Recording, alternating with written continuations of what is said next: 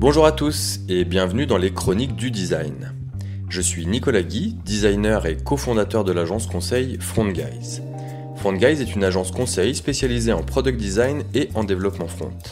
Dans cette série de podcasts, nous plongeons dans le témoignage de professionnels qui font le design d'aujourd'hui et découvrons comment elles ont triomphé de leurs échecs et surmonté les difficultés pour en sortir grandis. Aujourd'hui, pour ce nouveau numéro, nous recevons Romain Lesniak-Outrequin. Bonjour Romain. Bonjour Nico. Comment vas-tu ? Ça va et toi ? Ça va très bien, merci. Je suis particulièrement ravi de te recevoir dans ce podcast, puisque tu es le premier consultant de chez Front Guys qui participe à ce podcast et donc je suis très fier de te présenter. Donc merci beaucoup d'être là dans ce nouvel épisode. Est-ce que tu peux présenter ton parcours Bien sûr. Pour ceux qui ne te connaissent pas encore ? Complètement. Du coup, moi, c'est Romain Lesniak-Outrequin, comme tu l'as expliqué. Du coup, j'ai commencé le métier du design, parce qu'à l'époque, il n'y avait pas encore toute la logique de product designer, etc. J'ai commencé en alternance, du coup, au sein de la Société Générale, dans lequel où j'ai fait 2 ans en alternance. Une fois l'alternance terminée, je suis parti dans une entreprise qui s'appelait ODrive, dans laquelle, du coup, j'ai pu fonder mes différentes armes et mes expériences, enfin mes compétences que j'ai jusqu'à présent. Okay. Et par la suite, je suis arrivé chez Front Guys. Ça va faire maintenant 3 ans, si je dis pas de bêtises. Déjà. Et sur lequel, justement, j'ai pu découvrir ce que c'était le monde de l'ESN, le métier de consultant. Et puis voilà. Ok, très bien. Merci beaucoup. Aujourd'hui, tu vas nous raconter une histoire de ta carrière où tu as pu vraiment sortir grandi d'une épreuve. Est-ce que tu pourrais nous résumer ça très rapidement sous forme d'un pitch pour savoir Bien sûr. de ce dont on va parler? Donc du coup, ça rentre dans le contexte d'une mission en consultant du coup dans une grande entreprise française dans laquelle j'ai dû être envoyé par Front Guys pour le coup. Donc mon rôle, ça a été de travailler sur un produit B2B. Il y avait à l'époque 2 types de produits, une pour une orientée B2C et un orienté B2B. Moi, j'ai travaillé sur la partie B2B. L'objectif était d'améliorer le produit avec les différentes équipes avec qui on travaillait. Et par la suite, du coup, je me suis heurté à des petites problématiques dans lesquelles, du coup, j'ai trouvé intéressant de pouvoir en parler justement parce que j'imagine qu'il y a plusieurs personnes qui pouvaient se retrouver dans le cas dans lequel j'ai été. Et je me dis que ça pourra toujours servir potentiellement à des personnes qui, le jour où ils seront dans cette situation, le fait de savoir que des autres personnes se sont retrouvées dans cette situation, ça peut forcément les aider. Merci beaucoup pour cette introduction. Tu as répondu déjà d'avance à la question d'après, parce que j'allais te demander pourquoi tu voulais partager ça. Et c'est parfait parce que c'est vraiment le but de ce podcast, c'est vraiment de partager des expériences qui peuvent faire écho aux expériences des auditeurs pour juste tout simplement savoir qu'on n'est pas seul et que on vit tous ce genre de choses et qu'on peut aller de l'avant après avoir vécu ces choses-là. Et donc du coup, c'est top. Donc merci beaucoup. Et puis écoute, j'ai envie de dire c'est parti, nous t'écoutons. Très bien. Alors du coup, comme j'ai expliqué, j'ai travaillé en tant que consultant dans une grande entreprise française. Donc comme je le disais sur la partie B2B, avec plusieurs éléments qui m'avaient été demandés pour améliorer justement le produit B2B. Donc au début de la mission, j'ai intégré une équipe qui était top, dans laquelle on était constitué. Donc il y avait un PO avec 2 développeurs full stack, un développeur back-end et une personne de la QA. Donc ça, c'était vraiment l'équipe de proximité avec qui je travaillais tous les jours. Exactement. Et à côté de ça, on avait différentes équipes avec lesquelles on collaborait pour pouvoir justement concevoir les différentes améliorations du produit. Donc il y avait dans un premier temps les différents commerciaux avec lesquels on échangeait toutes les semaines afin de récupérer un maximum de feedback client pour essayer d'améliorer par rapport à des feedbacks concrets le produit. Ensuite, il y avait une équipe transverse design qui était constituée du coup d'UX Researcher, du X, du UI et de Product. Et du coup, chacun avait ses spécificités, mais on avait des points de synchro entre designers pour garder une cohérence dans les différents produits qu'on donnait et aussi pour améliorer un petit peu les différents éléments, processus qu'on avait entre nous côté design. Toute l'organisation de l'équipe design, quoi. Complètement. Et après, une autre équipe qui était plus constituée de PM et de chefs de projet. Et voilà un petit peu au niveau de... Il mixait PM, chef de projet, PO. Alors, justement, j'allais y venir, c'est qu'effectivement, au début, c'était constitué de chef de projet. Et du coup, par la suite, ça va me permettre d'enchaîner avec justement le premier début de l'histoire, c'est qu'ils ont voulu recruter un PM qui avait comme objectif de pouvoir mettre en place des OKR dans l'entreprise. Donc, c'était une entreprise qui avait... donc, c'était plutôt une scale-up, c'était une sorte de mini-startup à l'intérieur d'un grand groupe. Donc, le PM avait été recruté avec beaucoup d'expérience dans l'objectif de pouvoir déterminer les OKR pour mieux driver un petit peu les besoins business de l'entreprise et la volonté de l'entreprise. Et du coup, au début, effectivement, il n'y avait que des chefs de projet. Et par la suite, le PM est arrivé pour essayer d'améliorer un peu les fonctionnements qui étaient présents jusqu'à maintenant. Ok. Donc, pour commencer, au début, comment expliquer? Avant l'arrivée du PM, il y avait des processus qui étaient mis en place, qui m'avaient été expliqués avec une équipe bienveillante, qui avait des bons conseils, de l'expérience. Et ce qui était intéressant aussi, c'est que le PO avec qui je travaillais, c'était un ancien développeur front, qui connaissait le produit mais à la perfection.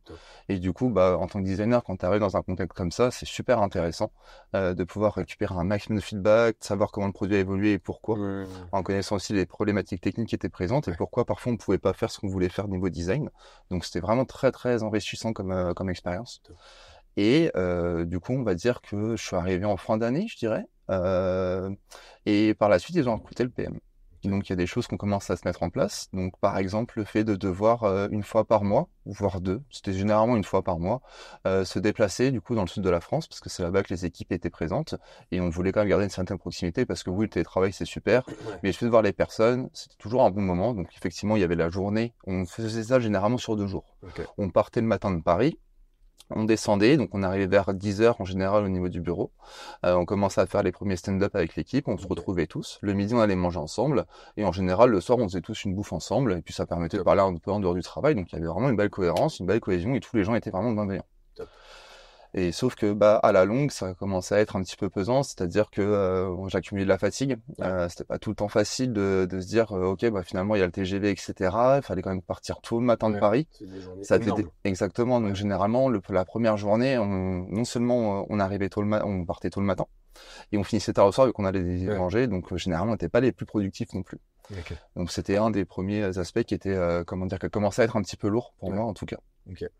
Ensuite, du coup, ayant déjà travaillé du coup chez Odrive sur des OKR et des KPI, justement, il faut peut-être définir ce que c'est un OKR ou une KPI. Alors, allez-y, vas-y, avec plaisir, carrément. Donc, les OKR, c'est des Objective Key Results qui sont généralement mis en place sur des produits pour pouvoir un petit peu mieux driver et comprendre à quel endroit ça pêche. Et pour driver les OKR, on a des KPI, donc des Key Performance Indicators, qui sont, par exemple, ça pourrait être le nombre de souscriptions qu'il y a pu avoir le mois, etc., etc. Et tous ces KPI mis ensemble peuvent être regroupés dans des OKR qui sont sous forme de thématiques et qui permettent du coup d'obtenir des chiffres, des estimations ou des chiffres concrets de ce qui a pu se passer sur le produit. Donc c'est un peu les OKR, c'est vraiment les objectifs qui vont être mesurés par des KPI catégorisés pour bien suivre les avancées à tous les niveaux du produit. Exactement. Et en général, ces objectifs sont déterminés donc sur l'année de manière très générale. Et ensuite, tous les 3 mois, on va essayer de les préciser un peu plus et parfois les faire évoluer. C'est-à-dire qu'en début d'année, on va pouvoir en avoir identifié certains. Et on va se rendre compte qu'au bout de 6 mois, finalement, ce qu'on avait vu en début d'année, on va changer un peu la direction et puis on va redéterminer les OKR, en déterminer les KPI, exactement, comme une entreprise agile, finalement. Donc, ce qui est intéressant, c'est que dans ce groupe-là, il y avait déjà cette maturité et c'est quand même plaisant de travailler dans ces conditions-là. Donc, du coup, à l'arrivée du nouveau PM, la plupart des équipes ne connaissaient pas les OKR. Donc, je pense qu'elles les connaissaient, mais elles les avaient pas mis en place. Moi, j'ai essayé en tout cas d'accompagner le PM pour pouvoir essayer de pousser un peu plus côté B2B des OKR, des KPI, et essayer de former un petit peu. Former, on va peut-être pas former, sensibiliser l'équipe sur qu'est-ce qu'un OKR, etc. À mon niveau. Bénéficier de ton expérience sur le sujet, c'est toujours exactement. C'était vraiment l'idée en tout cas. Donc petit à petit, on a commencé à mettre en place des ateliers. Donc il faut savoir que une fois par mois, tous les 3 mois, à chaque fois qu'on descendait du coup dans le sud, on avait justement une grande journée. Dans laquelle on présentait, donc le B2C présentait ses thématiques pour les 3 prochains mois, le B2B aussi, et potentiellement on avait des inputs pour savoir un peu les directions stratégiques de l'entreprise, etc.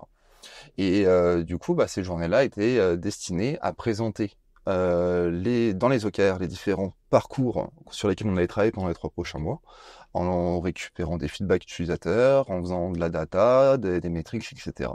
Et du coup, on présentait à tout le monde un petit peu les idées qu'on pouvait avoir. Donc, grosso modo, on présentait de manière très générale les différents parcours. On essayait d'estimer ensuite avec les développeurs le temps que ça nous prendrait pour pouvoir calculer nos différents sprints. Et par la suite, on se lançait une fois que le trimestre débutait. Ça permet de programmer tout ce qu'on va faire sur un trimestre, grosse maille. Complètement. Et en tant que designer, c'est super. Ça permet de t'organiser. Et ça permet de ouf, exactement. complètement. Trop bien. Donc ça, c'était super. Et du coup, par la suite, ce qu'on avait commencé à faire, donc j'avais déjà, comme j'expliquais, chez Audra, mis en place des OKR, donc j'ai essayé de faire procéder mon expertise auprès des PM, enfin auprès du PM, en essayant par exemple de pouvoir présenter que d'un fichier Excel, on pouvait facilement avoir quelque chose de plus visuel, parce qu'un fichier Excel c'est bien, on peut tout noter, mais des fois à lire c'est pas forcément top. Donc j'avais proposé par exemple de pouvoir reprendre le fichier Excel sous forme de card, qu'on pouvait retrouver dans Figma, en liant avec par exemple un plugin pour ceux qui connaissent, ça s'appelait G-Sync, je crois. Exactement. Pour synchroniser les données des données du Excel dans un composant Figma qui te permettait d'avoir un petit visuel sympa et en gagnant du temps. Et ça a plu. Ça m'a pris un petit peu de temps. Et c'est là où justement j'ai commencé à perdre un petit peu la confiance de l'équipe B2B, dans le sens où en fait on m'attendait sur des thématiques sur lesquelles j'avançais assez vite et sur lesquelles peut-être que je répondais pas à toutes les attentes. D'accord. Là où ça a été un premier ressenti, c'est que on va dire que les 5 premiers mois, ça s'est bien passé, de l'échange. Quand il y avait des choses à améliorer de mon côté, on les remontait, on en discutait, on faisait des rétros, etc. C'était stressant, ça marchait très bien. Et petit à petit, ça a commencé à se perdre. C'est-à-dire que, par exemple, il y a plusieurs fois où j'ai pu être absent à certains points, parce que j'avais du travail ou parce que j'étais juste pas disponible, ça peut arriver. Et sur lequel, du coup, j'avais pas forcément de retour. Par contre, des personnes avec qui je travaillais pas directement me disaient « Ah, on a appris que tu étais absent, qu'est-ce qui se passe, etc. » Et c'est là où j'ai commencé à me dire, c'est étrange, c'est la première fois que ça m'arrive, ça se reproduira plus. Je vais essayer de mieux communiquer pour justement essayer de donner plus de visibilité de mes absences ou de pourquoi j'ai pas pu rendre ces choses-là dans les temps qui étaient donnés. Et du coup, pour mieux comprendre, c'est que globalement, le travail que tu as fait sur les OKR, où tu n'étais pas spécialement attendu, c'était une initiative. Complètement. Donc, c'est plutôt une bonne chose d'être proactif en mission comme ça. Tu penses que toi, ça t'a retardé sur d'autres sujets? Et ça venait de ça un petit peu le début de la problématique Le début de la problématique, c'est que je pense que je pense que c'est un peu des deux. C'est-à-dire que retarder, c'est pas le mot, mais du coup j'avais une grosse charge de travail et je pouvais pas me rendre disponible n'importe quand en fonction des besoins de l'équipe. D'accord. Donc moins de présence. Mais les travaux étaient rendus dans les temps. Et il y a aussi l'autre côté qui était que ces personnes avec qui je travaillais, ça faisait des années et des années qu'ils travaillaient ensemble. Ils avaient leurs habitudes. Et je pense que c'est l'accompagnement au changement sur lequel ça a peut-être été un peu trop sec. Et peut-être sur lequel il y a eu des craintes. Et du coup, peut-être des personnes qui se sont mises sur la défensive. Tout simplement pour se protéger. C'est complètement compréhensible, ça reste humain. Et du coup, les OKR, ça m'a pas pris tant de temps que ça, parce que finalement, une fois qu'on a fait les premiers templates dans Figma, c'est assez facile de faire une synchronisation, clairement.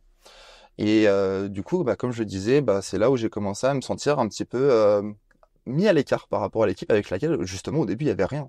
Dès qu'il y avait une problématique, on en parlait, c'était bienveillant, etc. Par la suite, on a eu un coach agile qui est venu pour essayer du coup, de nous embarquer dans les bonnes méthodologies et comment on travaillait.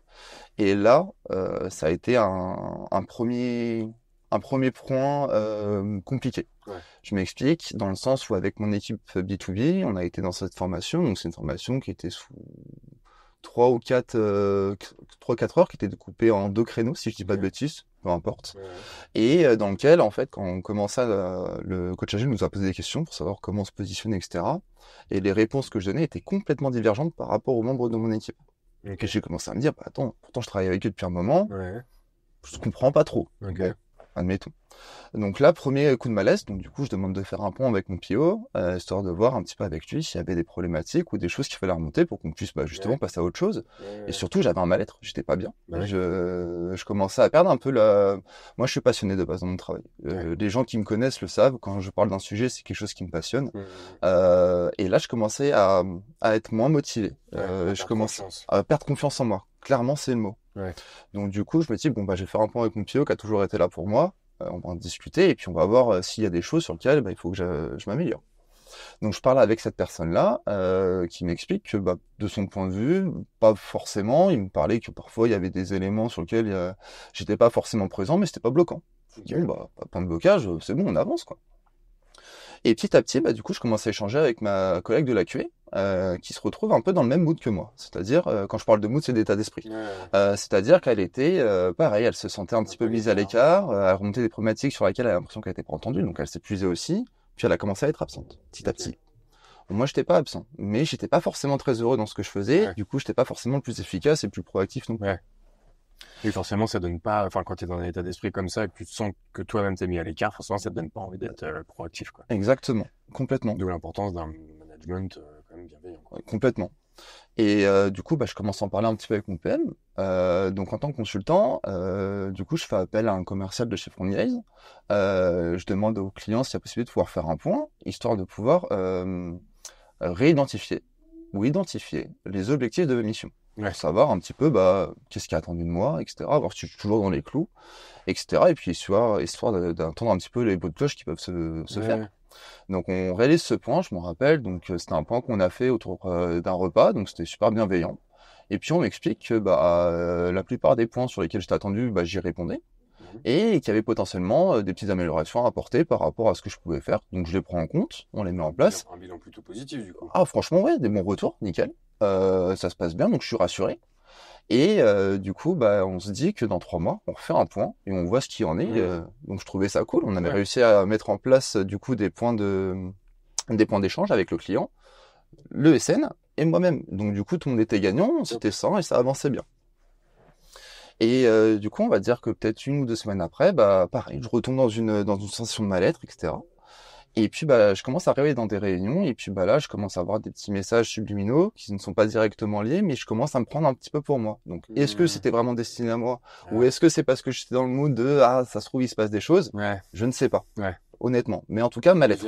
On devient vite paranoïaque quand on est dans un mood un peu clairement sans confiance. Voilà, dès qu'on perd un petit peu confiance, on a l'impression de prendre les choses un petit peu pour nous. Et c'est vrai que c'est difficile de juger si c'est pour nous ou si c'est pas pour nous, quoi. C'est ça. Et du coup, ce que je me suis dit, je vais en parler avec les personnes. Et puis, la plupart des personnes avec qui j'en parlais me disaient, non, il n'y a pas de souci. Pour la plupart. J'ai jamais eu une remarque ou quelque chose me disant que, ouais, t'as pas fait ça, du coup, ça m'a dérangé. Enfin, rien de constructif. On me disait que tout allait bien. Okay. Bon, naïvement, je me suis dit, c'est parti. Oui, dans ces cas-là, tu te dis, ça devait être dans ma tête, c'était pas pour moi. Voilà, je vais me prendre la tête pour rien, on passe à autre chose, quoi. D'avancer, quoi. Complètement. Du coup, je me disais, super, je suis dans les délais pour la fin de l'OKR, enfin pour la fin du trimestre, par rapport aux OKR qui m'étaient fixés, parfait. Donc du coup, je me rapproche de mon collègue qui travaille sur le B2C, qui était un autre consultant qui travaillait pour une autre ESN, sur lequel on avait pour le coup un très bon feeling. J'ai rarement travaillé avec un designer dans lequel il y a eu une synchronisation et même on était alignés sur pas mal de points. C'était fluide quand on travaillait, on allait vite et bien et on avait la même logique de conception. C'était un bonheur. Deux designers passionnés. C'était super. Dans la même direction, quoi. Et du coup, je me rends compte que il y avait les prémices dans les design systems qui étaient présents, du coup, dans l'entreprise dans laquelle je travaillais. Et du coup, on se dit, on a la partie B2C, on a la partie B2B, il y a des choses qui convergent. On commence à créer nos composants, etc. Puis on commence à essayer d'améliorer un petit peu ce qui est fait sous forme de parcours pour donner de la visibilité et surtout pour que les développeurs comprennent ce qu'on fait aussi. Donc du coup, j'ai informé mon PO en lui expliquant, j'aimerais être gelé pendant 2 semaines sur la partie 100% design system. Pendant 2 semaines, on fait ça, on vous présente tout ça et après on reprend les cycles qu'on avait. Mon PO me dit, ouais, pas de souci, faisons ça. Initiative. Carrément, du coup, super, impeccable. Donc du coup, on commence à travailler pendant 2 semaines, donc on fait des ateliers, etc. Et puis au final, je commence à reprendre la confiance, je commence à me retrouver à l'aise, tout se passe bien, et puis on arrive au bout des 2 semaines, puis là on arrive sur un design system, c'était pas un énorme design system, mais on commence à arriver sur quelque chose qui avait été amélioré de l'existant. C'est trop bien. On commence à proposer des points de présentation auprès des développeurs, et là, première problématique, les développeurs ne se rendent pas disponibles. Donc, c'est peut-être parce que c'était la fin des OKR aussi, il fallait être dans les délais, etc. Il était short. C'est ça. Donc, compliqué d'utiliser les nouveaux éléments qu'on avait créés, les mettre dans les maquettes sans qu'ils le sachent. Ça va être compliqué s'il y a un manque de communication là-dessus. Donc, on laisse de côté. Et du coup, j'arrive un jour dans une réunion et on commence à...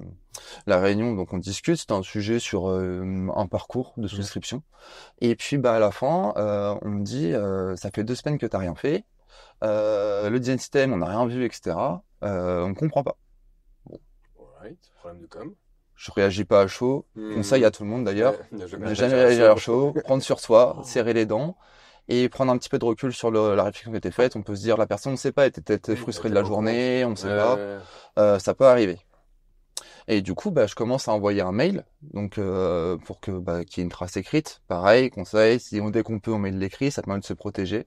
On peut faire confiance aux gens, mais c'est bien l'écrit quand même. Oui. Ça permet de Non, et puis ça permet couvrir aussi de communiquer d'une façon plus neutre, quoi. complètement. Sans le ton associé, avec peut-être un fond d'énervement, etc. Au moins, quand on écrit, on peut être factuel et donc ne pas mettre d'émotion dedans, quoi. Complètement.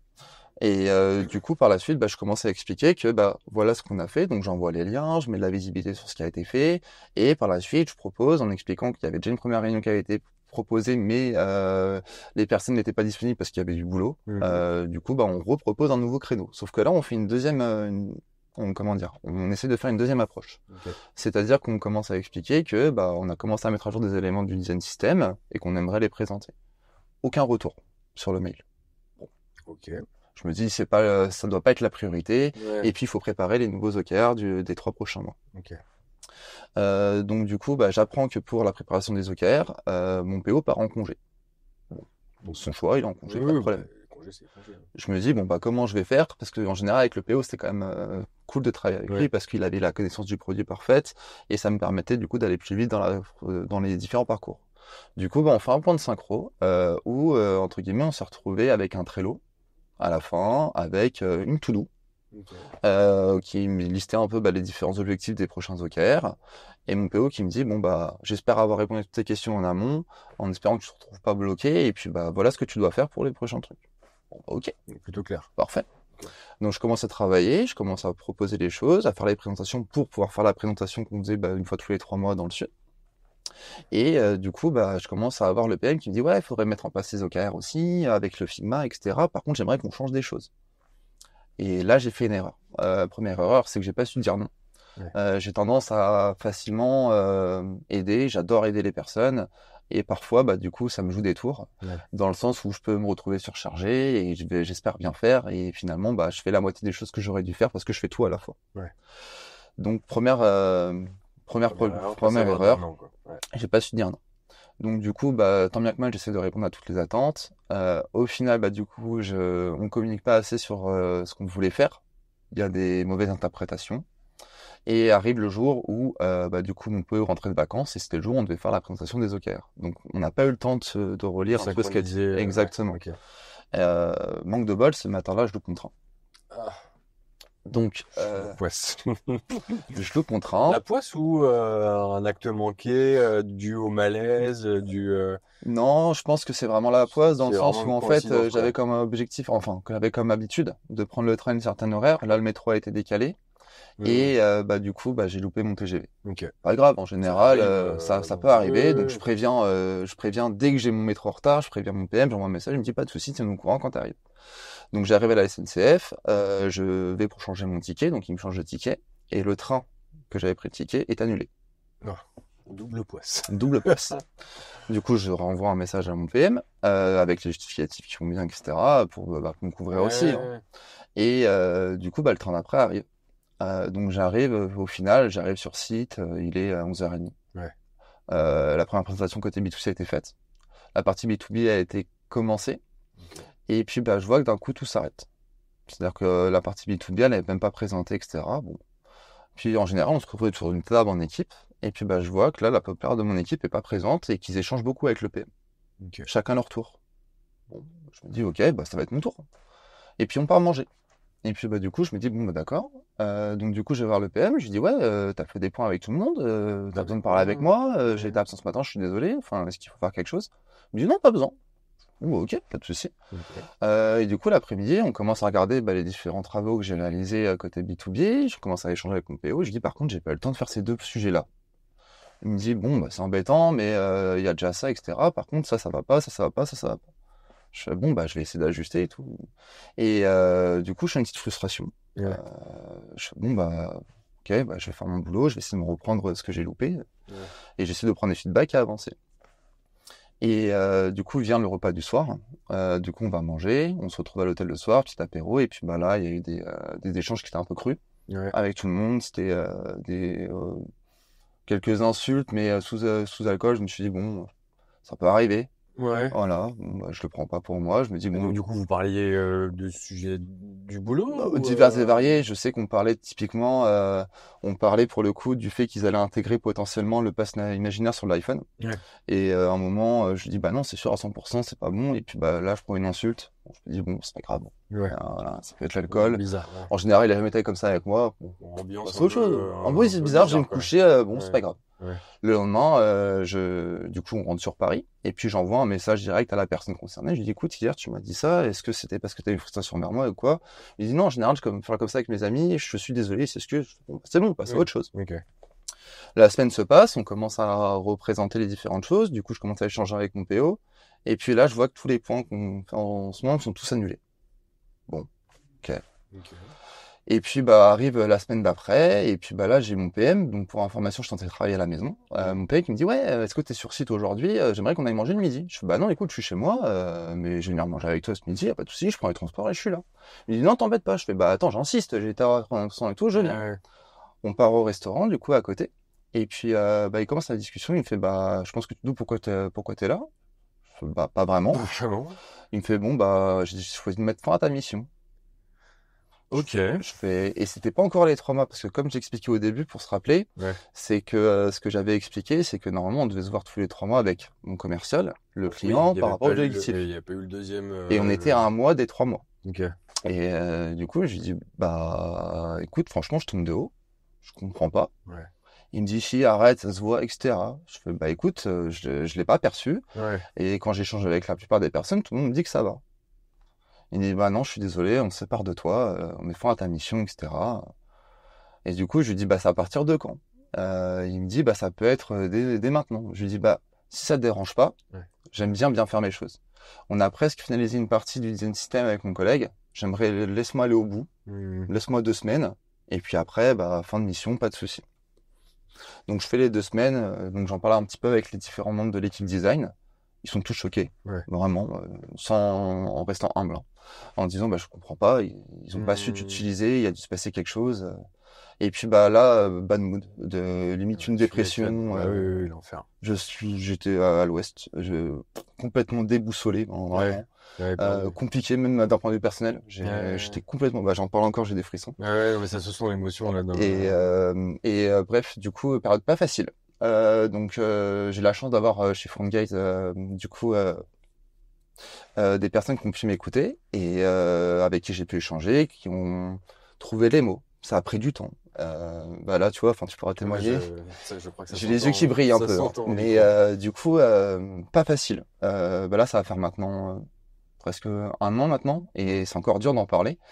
Et bah du coup, j'arrive à en discuter un petit peu. Pas facile au début. Puis j'ai plein de gens qui se rendent disponibles, ça c'est super, bien entouré, qui me disent bon bah ça peut arriver, ils ont pas su utiliser, te remets pas en question et tout ça. Mais entre que les personnes te l'expliquent et le fait de le faire, il y a un monde. Il y a un monde. C'est pas facile. Et du coup, vraiment mauvaise période. Je disais à ma femme, j'ai envie de planter des arbres. Je vais arrêter ce métier alors que de base, je suis passionné, quoi, vraiment. Et bah du coup, je reprends un peu de poil de la bête, un petit peu, et puis j'échange un peu avec mon ESN. Je commence à travailler sur d'autres sujets qui sont complètement différents de la mission, mais j'ai du mal à faire passer le cap, clairement. Pas facile. Et du coup, bah j'en parle avec du coup les commerciaux de ma boîte. Ils m'expliquent bon bah écoute, on a trouvé une mission, je pense que ça va te plaire. Ils m'expliquent, ils me disent ouais, c'est pour travailler sur un design system. On sait que toi c'est ton truc. Je fais ouais, bah ça m'intéresse carrément, et puis bah ça me permettra de repartir sur de bonnes bases, quoi. Te relancer, quoi. Complètement. Et du coup, bah là j'arrive à la fin du pitch et de ce qui m'est arrivé dans l'échec. Et voilà, tout simplement. Et alors du coup j'ai plein de questions parce que c'est vrai que là je t'ai laissé j'ai beaucoup parlé. parce que c'était hyper comme c'était chronologique, je voulais te laisser finir. Maintenant que ça fait 1 an, que tu as du recul du coup sur la situation, etc.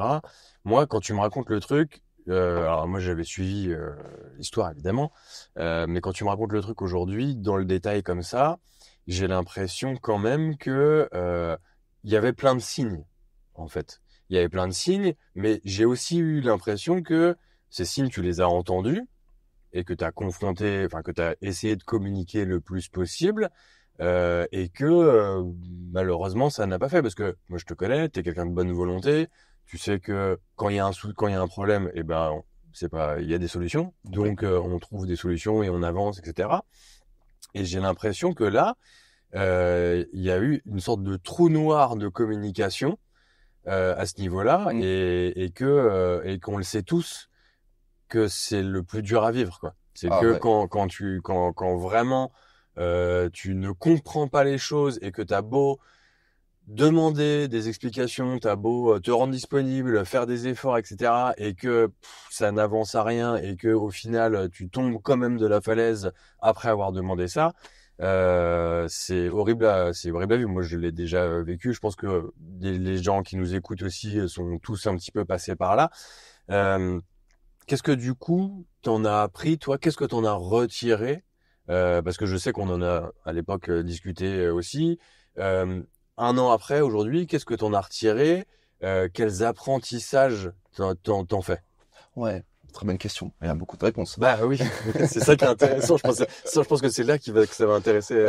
La première chose que je fais, c'est que maintenant, en tant que consultant, quand j'arrive dans une entreprise, j'échange beaucoup. Je demande des one-to-one, tout le temps, réguliers, si possible une fois par mois, sans forcément mon commercial, juste avec les personnes avec qui je travaille, au quotidien, quoi. Histoire de m'assurer que je suis bien dans les clous, etc. Et puis, donc ça, c'est le premier point.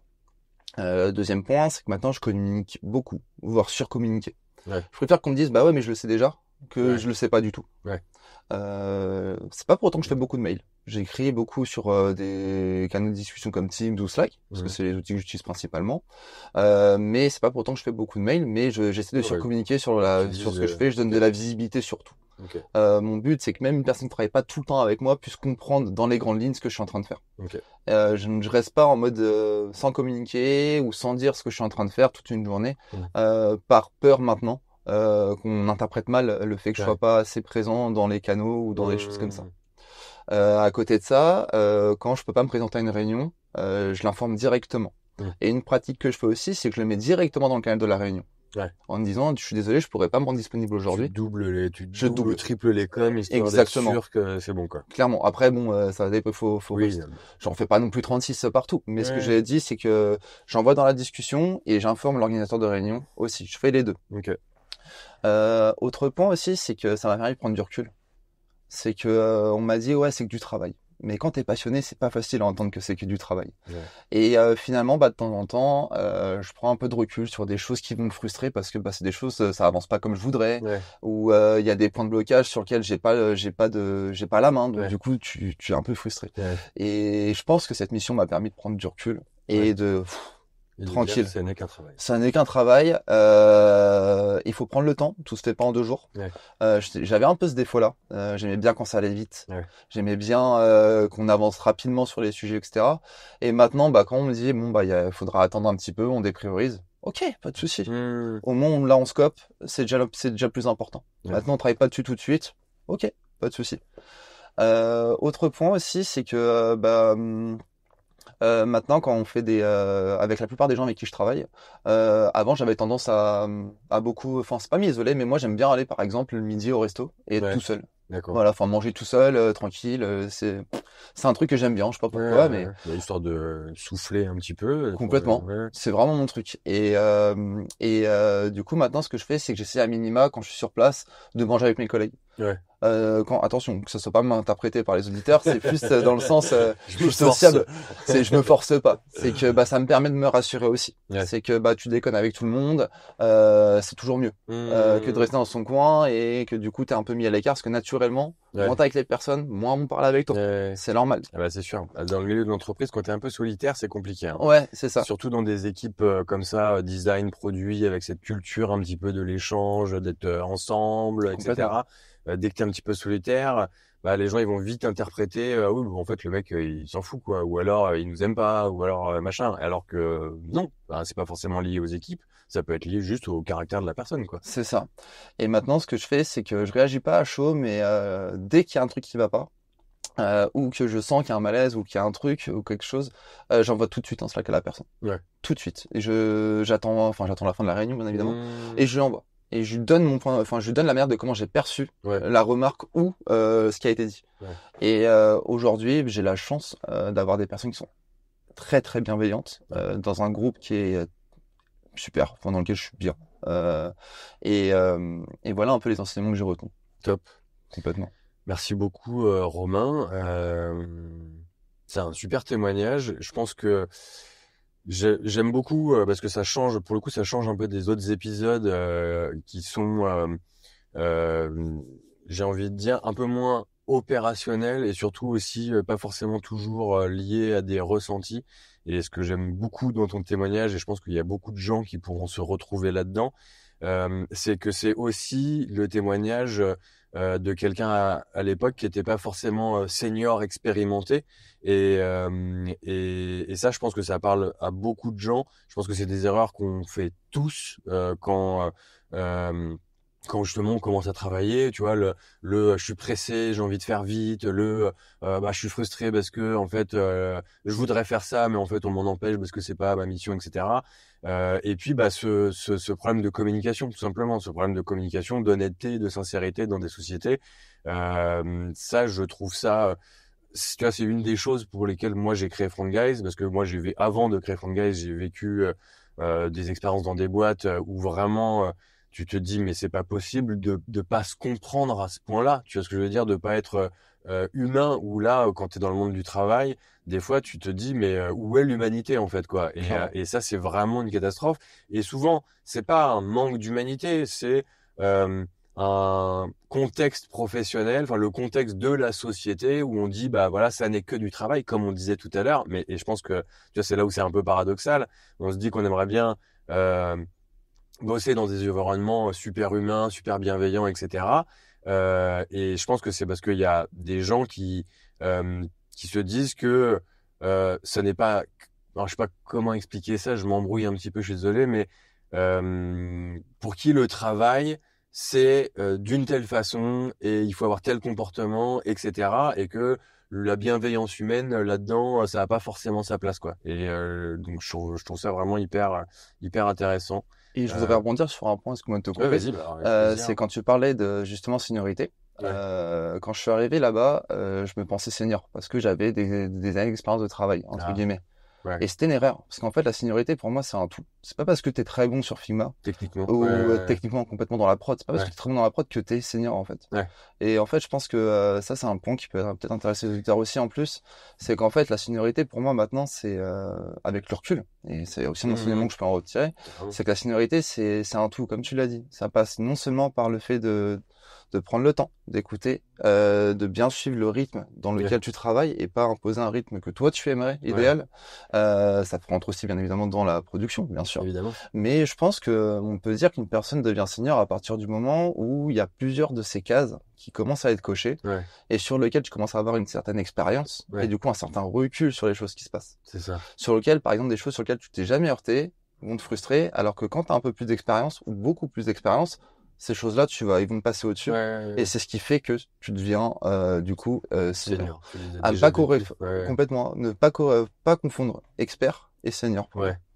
Et ça, c'est, tu vois, typiquement un point qui m'a permis d'avancer là-dessus. Carrément. Je suis tout à fait d'accord, parce qu'effectivement, tu peux être très expert sur un sujet technique, mais avoir peu d'expérience en soft skills, par exemple, avoir très peu eu l'occasion de gérer des situations de crise ou des choses comme ça. Complètement. Et donc, t'as beau être un super expert, quand tu arrives face à une situation de crise que t'as jamais vécue, forcément tu te plantes, parce que c'est ce qu'on fait tous. C'est-à-dire que quand on arrive dans des nouvelles situations, il y a quand même très peu de personnes qui peuvent se targuer d'avoir géré la situation nickel chrome, parce que ça joue avec le caractère, avec l'inconscient, avec la capacité à écouter, la capacité à s'exprimer aussi. Et ça, c'est des choses qui sont, je pense, essentielles dans le métier. Et pour conclure, en tout cas de mon côté, pour moi, c'est des choses qui touchent beaucoup au comportement humain. C'est-à-dire que vraiment, en société, t'as beau être le meilleur des experts, avoir la meilleure base de connaissances du monde, etc. Si humainement, t'es pas capable de te remettre en question, d'écouter les autres et de te mettre à la place des autres, et en fait, ça devient hyper compliqué de travailler, et tu t'es dans ton monde, et puis tu veux avancer à ton rythme, et on arrive à des expériences où tu souffres forcément à la fin, puisque en entreprise, finalement, t'es seul face à tout le monde, quoi. Et donc, en fait, si t'as pas cette expérience justement de relations humaines, c'est hyper compliqué d'avancer. Et ça, pour moi, on peut pas l'apprendre dans les bouquins. t'es obligé de le vivre et d'apprendre avec. Et donc, c'est pour ça que je trouve que ton témoignage, il est génial. Bah écoute, merci pour ton retour, hein, Nico. Bah, écoute. Et ça me rappelle un point justement, enfin un moment où j'étais justement dans le sud, on prenait le taxi pour retourner à la gare. Du coup, j'étais avec la PO, je me rappelle B2C, et bah, du coup mon collègue avec qui je collaborais bien. Ouais. Et elle m'avait posé la question, elle m'a dit, et du coup toi t'es senior? Et j'avais répondu oui. Et du coup, bah avec le recul que j'ai et l'expérience que j'avais à l'époque, Ouais. je pense qu'avec le recul que j'ai maintenant, j'aurais peut-être pas dit ça justement. Ouais. Typiquement, Ouais. par rapport à ce qu'on se dit. Aujourd'hui, tout va mieux? Ouais, et encore, c'est dur d'en parler toujours. Ouais, j'ai senti tout à l'heure que c'était compliqué, quoi. Mais en fait, c'est cool de pouvoir en discuter parce que oui, j'en avais parlé avec les personnes de Front Gate et tout, mais là, le fait que je puisse en parler et que potentiellement des gens qui vont aller jusqu'au bout de ce podcast entendront ces choses-là, bah ça me permet un peu d'évacuer. Okay. Et oui, aujourd'hui, ça va beaucoup mieux, oui, c'est sûr. Tu fais quoi aujourd'hui? Aujourd'hui, je suis système designer, vraiment, donc c'est vraiment spécialisé dans l'environnement des design systems. Okay. Je travaille dans un très grand groupe français aussi, okay. Dans lequel là comment expliquer mes expertises et ma manière de travailler et tout, elle est tous remis en cause. J'ai que des super retours sur mon travail. Bien sûr, j'ai des axes d'amélioration, hein. Évidemment. Ça c'est sûr. Mais sur lequel, en fait, maintenant, quand je collabore avec mes collègues, bah, je me sens bien. Okay. La plupart des gens avec qui je travaille, développeurs compris, me font des très bons retours. Et aussi, un autre aspect que je peux donner, c'est que maintenant, dès que je peux, je pose la question de savoir si, dans ce que j'ai fourni ou donné à n'importe qui, est-ce que tu penses qu'il y a des choses à améliorer? Qu'est-ce que t'en penses, etc. Et je prends beaucoup de feedback comme ça maintenant. Okay. Et ça me permet d'avancer. Mais en tout cas, oui, ça va beaucoup mieux. Après, c'est toujours dur d'en parler. À une époque, dès que je pensais à ce qui m'était arrivé, je rentrais un petit peu j'arrêtais pas de penser, c'était compliqué. Ouais. Et on va dire maintenant, ça va faire environ, je dirais, 3-4 mois que je peux y penser. Mais tu vois, je pensais pas avoir cette émotion-là, clairement. Ouais, ça c'est vite monté. Hein. Ouais, c'était limite. Bon, en tout cas, merci beaucoup, Romain, pour ce témoignage. Et puis, écoute, je te souhaite une bonne continuation. Je te dis à bientôt. Bah, merci, Nico.